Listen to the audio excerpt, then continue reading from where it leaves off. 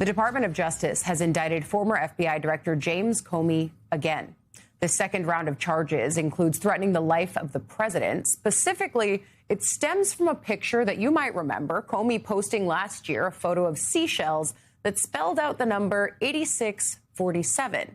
To 86 is slang from the restaurant industry, meaning to throw out or get rid of. And Trump is, of course, the 47th president. Comey quickly took the image down after receiving backlash, stating he, quote, didn't realize some folks associate those numbers with violence. The DOJ is now going to have to prove that the message was intended as a threat. You are not allowed to threaten the President of the United States of America. That's not my decision. That's Congress's decision in a statute that they passed that we charge multiple times a year. The government will have evidence. I am not going to talk about the evidence that we have. That's unfair to him. It's unfair to the prosecutors. But it's enough to say that the grand jury returned an indictment. Comey was quick to respond to the charges in a video he posted on Substack. Well, they're back. This time about a picture of seashells on a North Carolina beach a year ago. And this won't be the end of it. But nothing has changed with me. I'm still innocent. I'm still not afraid. And I still believe in the independent federal judiciary. So let's go. So when he says they're back, it's because this is the second case, and it comes just months after Comey's prior indictment for lying to Congress was dismissed due to an illegally appointed prosecutor, raising fresh concerns about politically motivated prosecutions of perceived enemies of the president. Thankful to have former litigator and MS Now senior legal reporter Lisa Rubin here with me this morning. Lisa, you've been up talking about this for hours, but for folks who are just starting their day and tuning in, talk to us about this new indictment against James Comey and the way that DOJ is justifying doing it in the first place. Well, Allie, this new indictment against Jim Comey is bare bones. It's only 3 pages long. And what you summarized in your opening is about as much as we know looking at the face of the indictment. I can tell you that for months, people in the legal establishment have been expecting that the Department of Justice would indict Jim Comey again after its failure in the Eastern District of Virginia. That's where they charged Jim Comey last fall with lying to Congress and obstructing a congressional investigation.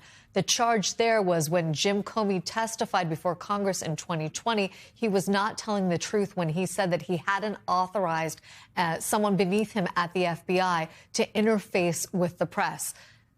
This is something very different.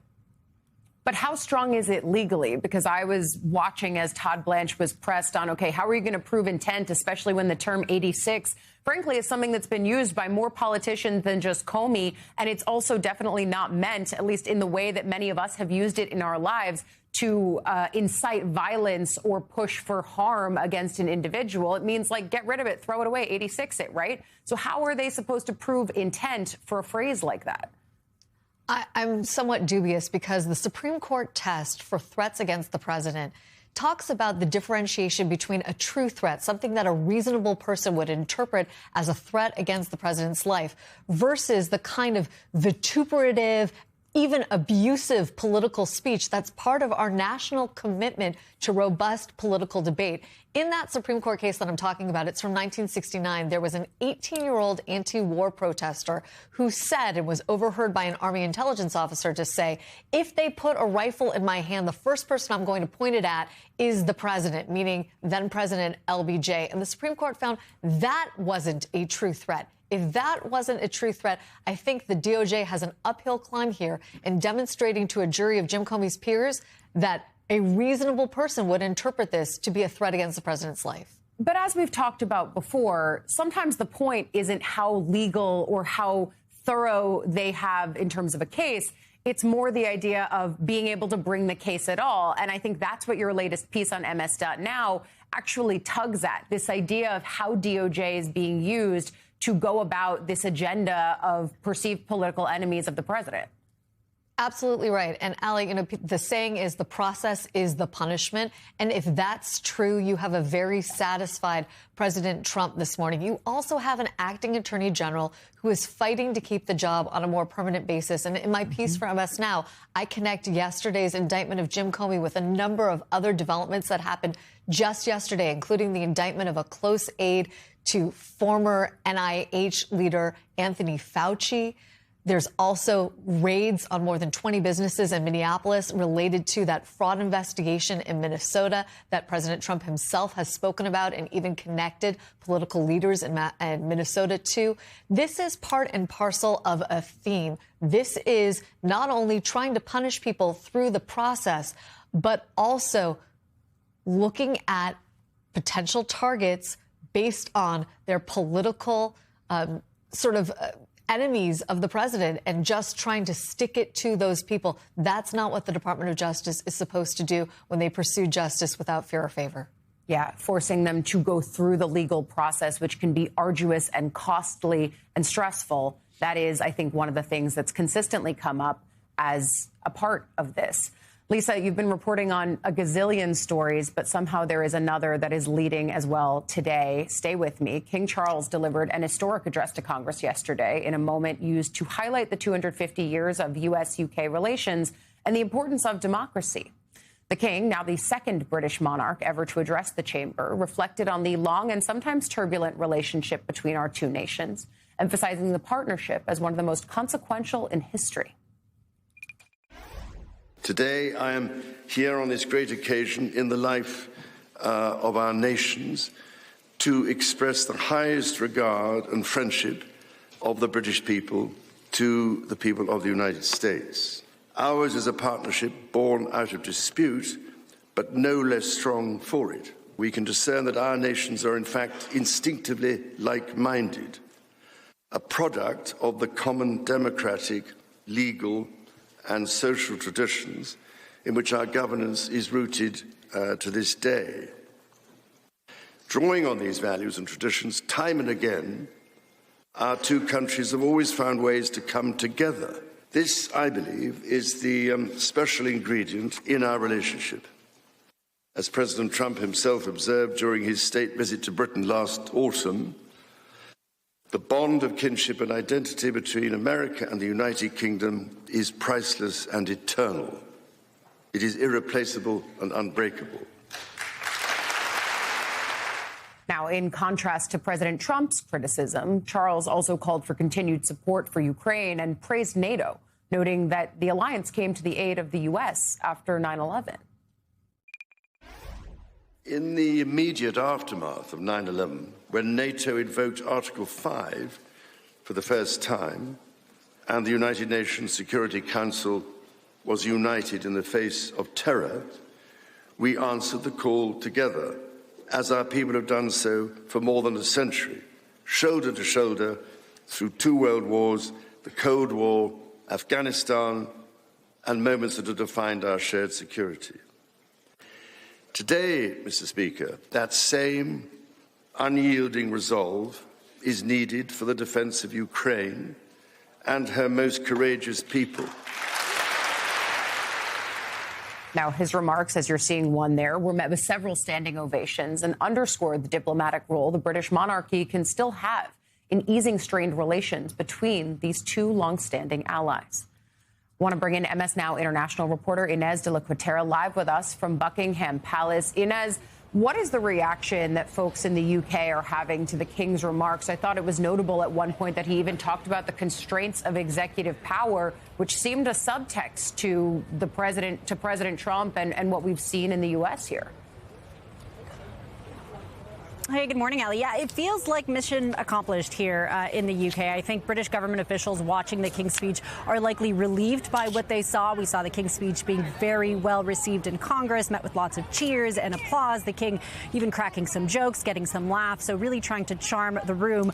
I'll show you some of the front pages from some of the papers here. So over here, The Times saying King and Trump forge a very special relationship, with this picture where the two are clearly seen having a good time. And then from the Daily Star, my mother thought you were cute, referring to comments made by President Trump about the King. So overall, yeah, I think this was a win for the monarchy. I will say this came at a time when the UK really needed a diplomat. So the relationship between the two countries had really been strained because of the war in Iran. We saw lots of back and forth between President Trump and the British Prime Minister, Keir Starmer, because of the war. So Keir Starmer saying this is not our war. President Trump saying that Starmer is no Winston Churchill. And so there's a sense that there was a need for someone to smooth out that relationship, and that King Charles, as diplomat-in-chief, was the best person to do that. And it does appear that he was successful. When you look at the comments made by President Trump, it was really a love letter to the British royal family. President Trump talking about how his mother loved the royal family, how his mother had a crush on young King Charles.